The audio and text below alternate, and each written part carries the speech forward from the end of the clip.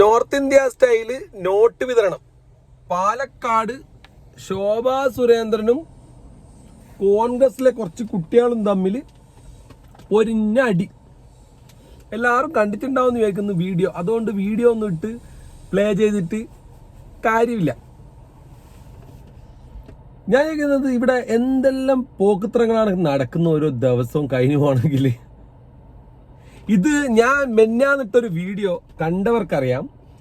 അവിടെ ആ ദേവൻ വാടനാപ്പള്ളി, നമ്മളെ ദേവ്ജി ആക്ടർ ദേവൻ കുറച്ച് കിറ്റ് 100-400 കിറ്റ് ഒരു ഗോഡൗണിൽ ശേഖരിച്ചിട്ട് സപ്ലൈ ചെയ്യുന്ന സമയത്തെ ഞാൻ പറയുന്നുണ്ട്, അടുത്ത പരിപാടി ഇവർ നോട്ടാണ്.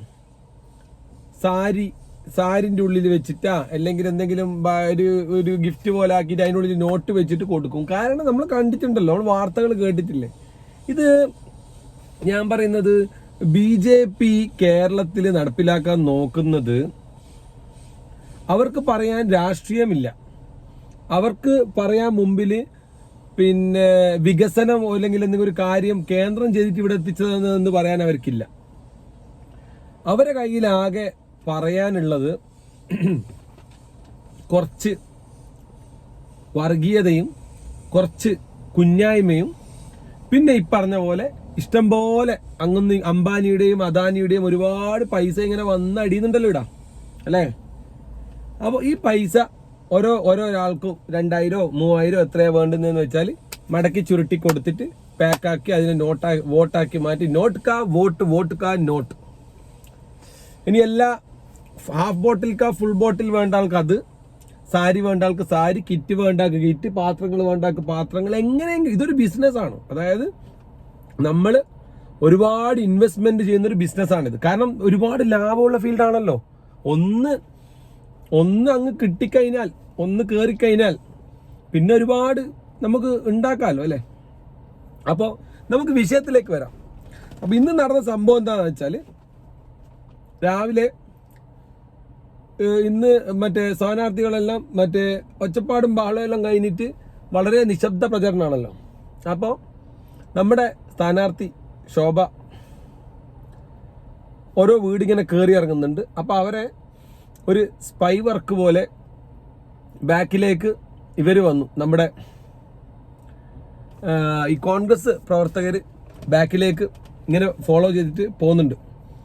അപ്പോൾ അതിൻ്റെ ഭാഗമായിട്ട് എന്താ ഉണ്ടായെന്ന് വെച്ച് കഴിഞ്ഞാൽ, ഇവരൊരു വീട്ടിൽ കയറിയിട്ട് ഒരു അമ്മൂമ്മയ്ക്ക്, ഒരു ശോഭാ സുരേന്ദ്രനല്ല അവരെ കൂടെയുള്ള ഒരു ലേഡി പൈസ ഇങ്ങനെ മടക്കി കൊടുത്തു. അപ്പോൾ ഇത് ഇവർ വീഡിയോ എടുത്തു. ആര്? ഈ പയ്യന്മാർ വീഡിയോ എടുത്തപ്പോൾ ഇവരാദ്യം കണ്ടില്ല. ആ ലേഡി കൊടുത്തു, തിരിച്ചു വന്ന് ശോഭാ സുരേന്ദ്രന്റെ കൂടെ കാറിലേക്ക് ആ ലേഡി കയറുന്ന സമയത്താണ് ഇവർ അപ്പുറത്തെ വണ്ടിയിൽ ഇരുന്നിട്ട് ഈ സ്പൈ വർക്ക് നടത്തുന്നത് ഇവർ കണ്ടത്. പിന്നെ അതാ ഷോ, ശരിയായ ഷോ കാണാം. ഒരു മിനിറ്റ്, സോറി, ആ സാധനം സെറ്റാകുന്നില്ല. അതായത് പിന്നെ നടന്ന സീൻ എന്താണെന്ന് വെച്ചാൽ, ശോഭാ സുരേന്ദ്രൻ ആദ്യം പോയിട്ട് മാന്യമായി ചെയ്യുന്നു. ആരാ വീഡിയോ എടുത്തത്? അപ്പോൾ ഒരു പയ്യൻ ഇങ്ങനെ ഒരു ഇന്നോവ വണ്ടിയിൽ ബാക്കിൽ ഇരുന്നിട്ട് പറഞ്ഞു, അതിങ്ങനെ നമ്മളിങ്ങനെ വീഡിയോ എടുക്കുന്നോ, നീ എങ്ങനെ എൻ്റെ വീഡിയോ എടുക്കല്? നീ എൻ്റെ വീഡിയോ എടുക്കാനാ? അടിച്ച് കണ്ണടയ്ക്കൊന്നങ്ങ് തന്നാണ്ടല്ലോ. നീ വീഡിയോ എടുക്കാനാ? ഒരു സ്ത്രീയുടെ വീഡിയോ എടുക്കുന്നോ? ഒരു പാവ സ്ത്രീയായ എന്നെ നീ വീഡിയോ എടുക്കുന്നോ? എന്താണ് ഹേയ് ശോഭേച്ചി, നിങ്ങൾ അവിടുത്തെ ഒരു സ്ഥാനാർത്ഥിയാണ്, അതായത് ഒരു പബ്ലിക് ഫിഗറാണ്. ഇപ്പോൾ തൽക്കാലത്തേക്കെങ്കിലും നിങ്ങൾ സജീവ രാഷ്ട്രീയത്തിലുള്ള ഒരാളാണ്.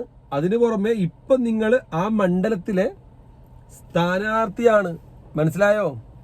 അതായത് നിങ്ങളുടെ വീട്ടിലോ അല്ലെങ്കിൽ നിങ്ങൾ പ്രൈവറ്റായിട്ട് എന്തെങ്കിലും ഒരു ഫംഗ്ഷനിൽ പങ്കെടുക്കുകയോ ചെയ്യുകയോ അല്ലെങ്കിൽ ഒരു കഥകടച്ച റൂമിൻ്റെ ഉള്ളിലാണ് നിങ്ങൾ ഉള്ളതെങ്കിൽ, ഈ പറഞ്ഞ കോൺഗ്രസ്സുകാരൻ അവിടെ വന്നിട്ടാണ് ഈ വീഡിയോ എടുത്തതെങ്കിൽ ശരി, 100% നിങ്ങളുടെ ഭാഗത്താണ് ന്യായം. ഇത് ഈ പറഞ്ഞ സംഭവം ഉണ്ടാകുന്നത് പബ്ലിക്കാണ്. നിങ്ങൾ എല്ലാ വീട്ടിലും കയറി ഇറങ്ങിയാണ്. അപ്പം നിങ്ങൾ ഒരുപാട് ആൾക്കാർ വീഡിയോ എടുക്കും. കുട്ടികൾ മുതൽ മുതിർന്ന മറ്റേ പ്രായമുള്ള ആൾക്കാർ വരെ സ്ഥാനാർത്ഥി പോകുന്നു, അതേ നമ്മുടെ സ്ഥാനാർത്ഥി ഫോട്ടോ എടുക്കും. കൂടെ നിന്ന് ഫോട്ടോ എടുക്കുന്നില്ലേ? കൂടെ നിന്ന് വീഡിയോ ചെയ്യുന്നില്ലേ? എന്തൊക്കെ നിങ്ങൾ തന്നെ ആൾക്കാരോട് പറഞ്ഞ് വീഡിയോ എടുപ്പിക്കുന്നില്ലേ PR വർക്കിന്റെ ഭാഗമായിട്ട്? അപ്പോൾ അത് എൻ്റെ ആവശ്യമാണ്. ആയിക്കോട്ടെ, ജനങ്ങൾക്ക് ഒരു സിമ്പിൾ ആയിട്ടൊരു കാര്യം ചോദിക്കാം. ജനങ്ങൾക്ക് സ്വാഭാവികമായി നിങ്ങളുടെ കൂടെ നിന്ന് അല്ലെങ്കിൽ നിങ്ങളുടെ അങ്ങോട്ടോ ഇങ്ങോട്ടോ പോയി വരുന്നതിന്റെ ഒരു ഫോട്ടോ പോലും എടുക്കാൻ നിങ്ങൾ വിടില്ലെങ്കിൽ പിന്നെ നിങ്ങൾ എന്തിനാണ് അവിടുത്തെ ജനപ്രതിനിധിയാകാൻ പോകുന്നത്? നിങ്ങളുടെ വിചാരം ജനപ്രതിനിധി ആയിക്കഴിഞ്ഞാൽ പിന്നെ നിങ്ങളെ കാണാൻ ആൾക്കാർ മറ്റേ ക്യൂ ആയിട്ട് തമ്പ്രാന്ന് പറഞ്ഞിട്ട് നിൽക്കുന്നതാണോ? രാജഭരണം എന്നാണോ വിചാരം? ജനപ്രതിനിധി എന്ന് പറഞ്ഞാൽ ജനങ്ങളെ ഇടയ്ക്കുന്ന് ഇങ്ങനെ ഉരുളണം, അവരെല്ലാ കാര്യങ്ങളും ചെയ്യണം. ഇത് നിങ്ങളവിടെ ഒരു കൈക്കൂലി പോലത്തെ പരിപാടിയാണ് ചെയ്തുകൊണ്ടിരുന്നത്. അതിനെ അവർ പിന്നെ നിങ്ങളുടെ എതിർ പാർട്ടിയില്ല, അവർ ഫോട്ടോ എടുക്കും, വീഡിയോ എടുക്കും. ഇല്ലെങ്കിൽ നിങ്ങൾ അങ്ങനെ ആരും അറിയാതെ ചെയ്യണമായിരുന്നു. മനസ്സിലായില്ലേ? അതതിൻ്റെ രീതി. ഇനി നിങ്ങളെ പിടിച്ചോ, ഇനി അതിൽ എസ്കേപ്പ് ആവേണ്ട. ഇപ്പൊ തെറ്റ് ഞാനിപ്പോ നമുക്കൊന്നും പറയാനില്ല, ജനാധിപത്യമല്ല, രാഷ്ട്രീയമാണ്. എല്ലാവരും ഈ കുളിമുറിയിൽ എല്ലാവരും നഗ്നനാണെന്ന് പറഞ്ഞ പോലത്തെ അവസ്ഥയാണ്. അപ്പോൾ നിങ്ങൾ അവിടുന്ന് രക്ഷപ്പെട്ടേണ്ട കാര്യങ്ങൾ എങ്ങനെയാണെന്ന് വെച്ചാൽ മുന്നോട്ടേക്ക് ശ്രമിക്കുക. അല്ലാതെ നിങ്ങൾ അവിടെ കിടന്നുകൊണ്ട് വിഷയം ഉണ്ടാക്കിയിരുന്നേം കാര്യമുണ്ടാ? നിങ്ങൾ ആ ചെറുപ്പക്കാരൻ അത്രയും ഡീസൻ്റ് ആയിട്ട് സംസാരിച്ചു. അവരോട് പറയാ, നിന്റെ കണ്ണടക്കി ഒന്ന് തന്നാൽ നിനക്ക് തിരിയും, നിന്നെ സ്റ്റേഷനിൽ ഞാൻ കയറ്റും. എടോ, നിങ്ങൾ ഈ പറയുന്ന പരിപാടിയെല്ലാം ചെയ്യണേ അവൻ അതിനുവേണ്ടി തോന്നിവാസം ചെയ്യണ്ടേ? അവൻ നിങ്ങളെ പിന്നെ സ്പർശിക്കുകയോ അല്ലെങ്കിൽ നിങ്ങളെ കയറി പിടിക്കാൻ എന്താ പറയുക, നിങ്ങളുടെ ദേഹോദ്രവം ചെയ്യുകയോ അല്ലെങ്കിൽ നിങ്ങളുടെ വീട്ടിലേക്ക് അതിക്രമിച്ച് കയറുകയോ അല്ലെങ്കിൽ നിങ്ങളെ തോന്നിവാസം പറയുകയോ എന്തെങ്കിലും അവൻ ചെയ്തിട്ടുണ്ടെങ്കിൽ നിങ്ങൾ പറയുന്നത് ടീക്ക്. ഇത് അവനൊന്നും ചെയ്തിട്ടില്ല. അവന്റെ വണ്ടിയിൽ ഇരുന്നിട്ട്, ഇപ്പൊ ഞാനിവിടെ വണ്ടിയിൽ ഇരുന്നിട്ട് പുറത്തു പോകുന്ന ഒരാളെ വീഡിയോ എടുക്കുന്നു, ഒരിക്കലും തടയാൻ പറ്റില്ല. അൺലെസ് ആൻഡ് അൺടിൽ നിങ്ങൾ ഇപ്പൊ ഞാൻ നേരത്തെ പറഞ്ഞ കേസായിരിക്കണം, രാജഭരണവും രാജനിയമവും ഉണ്ടാവണം. നിങ്ങൾ ഇങ്ങനെ ഒരു വീഡിയോയെ ഫോട്ടോയെ ഭയക്കുന്ന നിങ്ങളൊക്കെ എന്തിനാണ് രാഷ്ട്രീയത്തിൽ വന്നിരിക്കുന്നത്? നിങ്ങൾ രാഷ്ട്രീയത്തിൽ വരാൻ വേണ്ടി ആരും ഇവിടുന്ന് നിവേദനം തന്നിട്ടില്ലല്ലോ. നിങ്ങളുടെ ആവശ്യമാണത്. അപ്പോൾ അത് 100% ആയിട്ടും നിങ്ങൾ തന്നെ എക്സ്പ്ലെയിൻ ചെയ്യേണ്ട കാര്യമാണ്. അവന് വീഡിയോ എടുത്താൽ അവനൊരു എക്സ്പ്ലനേഷൻ തരേണ്ട ആവശ്യമില്ല. ഇത് ഇവിടെ കേരളത്തിൽ ശരിക്കും ഇവർ BJP നടത്താൻ ഉദ്ദേശിക്കുന്നത് പക്ക നോർത്ത് ഇന്ത്യൻ സ്റ്റൈലില്. അതായത് നോർത്ത് ഇന്ത്യയിൽ ഉണ്ടാവും. നോർത്ത് ഇന്ത്യയിലെ അവസ്ഥ നമുക്ക് അറിയുന്നവർക്കറിയാം.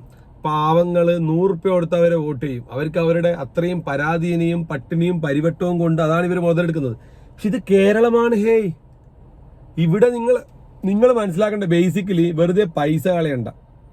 ഇവിടെ നിങ്ങളിപ്പോൾ എത്ര 1000 അല്ല 2000 അല്ല 5000 രൂപ കൊടുത്ത് ഈ പൈസയും വാങ്ങിയിട്ട് നല്ല ഊക്ക് തരും അവർ. നിങ്ങൾക്ക് വോട്ടും ചെയ്യൂല. വെറുതെ അല്ല ഈ പൈസ കളയുന്നത്. അംബാനിൻ്റെ ആയാലും അദാനിൻ്റെ ആയാലും പൈസ തന്നെയല്ലേ. അത് നിങ്ങളെ പാർട്ടിയുടെ വികസനത്തിനും കാര്യങ്ങൾക്കൊക്കെ വേണ്ടി ഉപയോഗിച്ചൂടെ? വെറുതെ അവിടെ ഇവിടെ ഞങ്ങൾക്ക് പൈസ കിട്ടിക്കോട്ടെ, വേറെ വിഷയം, എല്ലാവരും നന്നാട്ടെ. പക്ഷെ ഈ പൈസ വാങ്ങിയിട്ട് നോർമലായിട്ട് ചിന്തിച്ചാൽ ഈ പൈസ എല്ലാം വാങ്ങി എന്നിട്ട് അവർ വോട്ട് കൊണ്ടുപോയിട്ട് കോൺഗ്രസിൽ പിഷാരടിക്കോ അല്ലെങ്കിൽ CPM-ന്റെ ആക്കോ കൊടുത്ത് നിങ്ങൾ എന്താ ചെയ്യുക? ഊമ്പിനാലല്ലേ? ഈ എന്താ പറയേണ്ടത്? ഇത് സംഭവം എന്ന് വെച്ചാൽ അജണ്ട BJP ഒരുപാട് ഫണ്ട് അലോക്കേറ്റ് ചെയ്തിട്ടുണ്ട്. അത് ഇലക്ഷന് വേണ്ടി, കേരളത്തിലെ ഇലക്ഷന് വേണ്ടിയും മറ്റുള്ള പല സ്ഥലങ്ങളിലെയും ഇലക്ഷന് വേണ്ടിയും വിവിധ ഫണ്ടുകൾ അലോക്കേറ്റ് ചെയ്തിട്ടുണ്ട്. അപ്പോൾ മാസീവായിട്ടുള്ള ഫണ്ടാണ് പല ഭാഗത്തുനിന്നും വരുന്നത്. അപ്പോൾ ഈ ഫണ്ട് എങ്ങനെയൊക്കെ തരംതിരിച്ച് കൊടുക്കണമെന്നും ഇത് എവിടെയൊക്കെ എത്തണമെന്നും എല്ലാം ഇവരെ ഒരു പ്രത്യേക ടീം തന്നെ ഇതിൽ വർക്ക് ചെയ്യുന്നുണ്ട്. നമ്മളെ കോർപ്പറേറ്റ് കമ്പനികളിലൊക്കെ വർക്ക് ചെയ്യുന്നത് പോലെ. അതിൻ്റെ ഭാഗമായിട്ടാണ് നിങ്ങൾ കണ്ടിരുന്നോ അറിയില്ല, സോഷ്യൽ മീഡിയയിൽ എല്ലാവരും ഒന്നും പറയുന്നില്ല, കുറച്ച് ഇൻഫ്ലുവൻസേഴ്സ് പൈസ മേടിച്ചിട്ട് എങ്ങനെ ചെയ്യുന്ന കോമഡി എന്ന് വെച്ചാൽ കമൻറ്റ് ബോക്സ് ഓഫാക്കി വളരെ മാന്യമായി, ആരും തെറി കമൻ്റ് ഒന്നും അവർക്കറിയാം തെറി വരും, തെറി കമൻ്റ് ഒന്നും ഇടാതിരിക്കാൻ വേണ്ടി കമൻറ്റ് ബോക്സ് ഓഫ് ചെയ്തുകൊണ്ട് വളരെ എഴുതി പഠിച്ച പ്രസംഗം നടത്തുകയാണ്. NDA വന്നപ്പോൾ ഇങ്ങനെ നടന്നു, NDA വന്നു ഗുജറാത്തിൽ ഇങ്ങനെ ചെയ്തു, NDA വന്ന് രാജസ്ഥാനിൽ ഇങ്ങനെ ചെയ്തു, ഇതാ നമുക്ക് കേരളത്തിൽ ഇന്ന ഓഫറുകളാണ് തന്നിട്ടുള്ളത്. മക്കളെ നിങ്ങൾക്ക് ഈ സംഘ് പരിവാറിന്റെ അജണ്ടകളോ സംഘ് പരിവാറിന്റെ രാഷ്ട്രീയമോ അത് അറിയില്ലെങ്കിൽ പഠിക്കുക, എന്നിട്ട് അതിനെപ്പറ്റി കാര്യങ്ങൾ ചെയ്യുക. അല്ലാതെ ഈ പറഞ്ഞ പോലെ പൈസ മേടിച്ച് ചെയ്യുന്നതിൽ ഒരു തെറ്റുമില്ല. പക്ഷേ കുറച്ച് എത്തിക്സും കൂടി ആയാൽ തെറ്റില്ല. എന്നിട്ട് ഈ കലാപരിപാടികളൊക്കെ കഴിഞ്ഞിട്ട് ഈ അമ്മയ്ക്ക്, ഈ പറഞ്ഞ അമ്മൂമ്മയ്ക്ക് പൈസ അവിടെ കൊടുക്കുന്നതിന്റെ കറക്റ്റ് കറക്റ്റ് വീഡിയോ ഉണ്ട്. ആ അമ്മൂമ്മയുടെ കയ്യിൽ 500-ന്റെ നോട്ട് ഇങ്ങനെ മടക്കി വെച്ചിട്ടുള്ളത് പോലത്തെ ഒരു വീഡിയോ വ്യക്തമായിട്ട് കണ്ടതാണ്. പക്ഷേ കുറച്ച് കഴിഞ്ഞപ്പോൾ 2 മണിക്കൂർ കഴിഞ്ഞിട്ട് മീഡിയക്കാർ ഈ അമ്മൂമ്മയുടെ വീട്ടിൽ പോയിട്ട് എത്ര പൈസ കിട്ടി എന്ത് പറ്റിയെന്ന് നോക്കുമ്പോൾ കഥ മൊത്തം മറിഞ്ഞ് ട്വിസ്റ്റ് നടക്കുന്നുണ്ട്. ട്വിസ്റ്റേ. അതായത് അമ്മൂമ്മ എടുക്കുന്നത്, അമ്മൂമ്മ എത്ര പൈസ കിട്ടി, അമ്മൂമ്മ വരുന്നത് അത് 5000. അപ്പൊ ഇപ്പുറത്ത് മോൻ പറയുന്നത് 5000 തന്നിട്ടില്ല, നിങ്ങൾ ചോദിച്ചല്ലേ, എന്തെന്നാ അമ്മയെന്ന് പറഞ്ഞിട്ട് മോനെടുത്ത് കുത്തി അമ്മ സൈഡിൽ നിന്ന്.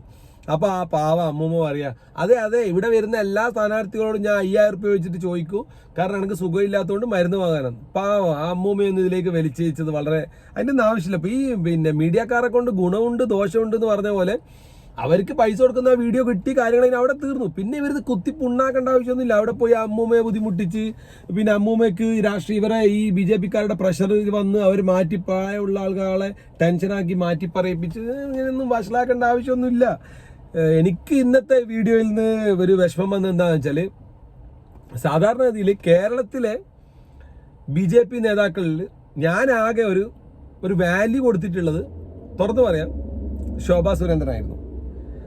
അവരാ തട്ടിക്കേറിയത് കൊണ്ടൊന്നല്ല, ആ സാഹചര്യത്തിൽ എല്ലാവരും ഇപ്പം നമ്മൾ ആരായാലും അങ്ങനെ പ്രതികരിക്കും. നമ്മുടെ ഒരു പ്രശ്നം പെട്ടു, അപ്പോൾ നമ്മൾ ആ പ്രശ്നത്തിന്റെ വീഡിയോ എടുക്കുന്നുണ്ട്, നമ്മൾ ചൂടാവും, കാര്യങ്ങളൊക്കെ ഉണ്ടാവും, ശരിയാണ്. ഈ വോട്ടിന് വേണ്ടി പൈസ കൊടുത്തിട്ട് പൈസയെ രാഷ്ട്രീയമാക്കി മാറ്റുന്ന ആ വാല്യൂലെസ് ആയിട്ടുള്ള പ്രോഗ്രാമിൽ ഇവർ പങ്കെടുത്തപ്പോൾ ഇവരെല്ലാ വാല്യൂം പോയി. നിങ്ങൾക്ക് എത്ര പേർക്ക് അറിയുമോയെന്നറിയില്ല, ശോഭാ സുരേന്ദ്രൻ ഒരുപാട് കുട്ടികളെ ദത്തെടുത്ത പോലെ അങ്ങനെ ആക്കിയിട്ട് പഠിപ്പിക്കുകയും അതുപോലെ കുറച്ച് സോഷ്യൽ വർക്കിലൊക്കെ ആക്റ്റീവായിട്ടുള്ളൊരു ലേഡിയാണ് അവർ. അത് അവരെ പറ്റി അറിയുന്നവർക്കറിയാം. ആ ഒരു സെറ്റപ്പായിട്ട് കുറച്ച് ഉള്ളതിൽ വെച്ചിട്ട് നമ്മൾ തമ്മിൽ ഭേദം തൊമ്മെന്ന് പറയാലോ. BJP-യിൽ വേറെ ആരും അങ്ങനെ മതിപ്പുള്ള ഒരാളും ഇല്ല, എനിക്ക് ആരും തമ്മിൽ താല്പര്യമില്ല. പക്ഷേ ഇന്നത്തെ ഈ ഒരു വീഡിയോയിലൂടെ കൂടി അവർ സങ്കടമായിപ്പോയി. അവർ ഈ സംഭവം വിഷയം കണ്ടപ്പോൾ അവരെ ഫ്രസ്ട്രേഷൻ കൊണ്ടായിരിക്കും അവരത് നിന്റെ കണ്ണടക്കി ഒന്ന് തരുന്നെല്ലാം പറഞ്ഞിട്ടുണ്ടാവാൻ. അതൊന്നും നമ്മൾ ഇതാക്കിയിട്ട് പറയുന്നില്ല. പക്ഷേ BJP-യുടെ ഈ ഏറ്റവും വിഷമകരമായിട്ടുള്ള കാര്യം എന്ന് വെച്ചാൽ, ഈ ഉത്തരേന്ത്യയിൽ മാത്രം കണ്ടുവന്നിരുന്ന ഈ സാധനം കേരളത്തിലും എത്തി. പൈസ കൊടുത്ത് പൈസ വോട്ടാക്കി മാറ്റുക, നോട്ട് ഫോർ വോട്ട്, അതുപോലെ തന്നെ ആൾക്കാരെ ചൂഷണം ചെയ്തുകൊണ്ട് വോട്ടാക്കി മാറ്റുക. ഇനിയിപ്പോൾ ഒരു കാര്യം കൂടിയേ നോക്കാൻ ബാക്കിയുള്ളൂ, ഇലക്ട്രൽ മെഷീൻസ്. പറയുമ്പോൾ എല്ലാം പറയുന്നത് നല്ലത്. അതായത് ഇനിയിപ്പോൾ BJP-യുടെ ഇതുവരെയുള്ള ആരോപണങ്ങളിൽ വെച്ച് നോക്കുമ്പോൾ ഇനി വരാൻ ചാൻസ് ഉള്ളത് ഇലക്ട്രൽ മെഷീനിൽ എന്തെങ്കിലും ഫേക്ക് നടത്താൻ പറ്റുമോ, ഇനി അല്ലെങ്കിൽ ഇലക്ട്രൽ മെഷീൻ്റെ അൽഗോരിതം എങ്ങനെയെങ്കിലും ഹാക്ക് ചെയ്തുകൊണ്ട് ആർക്ക് വോട്ട് ചെയ്താലും അത് BJP-യിലേക്കായി മാറാൻ പറ്റുമോ. അതുപോലെ തന്നെ പിന്നെ ഈ പറഞ്ഞ പോലെ ഇലക്ഷൻ കമ്മീഷന്റെ സീലെല്ലാം BJP-ന്റെ സീലൊക്കെ ഇലക്ഷൻ കമ്മീഷൻ്റെ ഇതിൽ വന്നുകൊണ്ട് ഇനി ഉദ്യോഗസ്ഥരെ സ്വാധീനിച്ചുകൊണ്ട് വോട്ടിൽ മാറ്റം ഉണ്ടായിക്കൊണ്ട് ഇപ്രാവശ്യം ഇവർ ഒറ്റയടിക്ക് 5-6 സീറ്റ് നേടുമോ പറയാൻ പറ്റില്ല. എന്തൊക്കെയാണ് കാണാൻ പോകുന്നതെന്ന് കണ്ട് തന്നെ കാണാം. Wait and see. Okay guys, by.